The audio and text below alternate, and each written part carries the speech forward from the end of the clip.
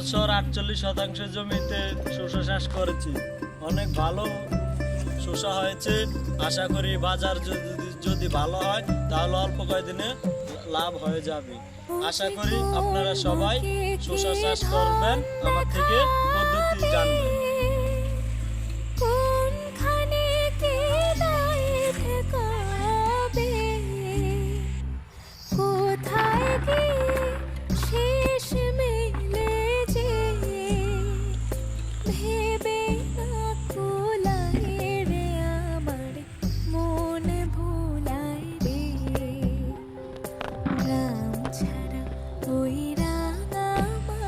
শসা গ্রিনল্যান্ড শসা চাষ করে ভালো, এগুলা গ্রিনল্যান্ড শসা খুব ভালো।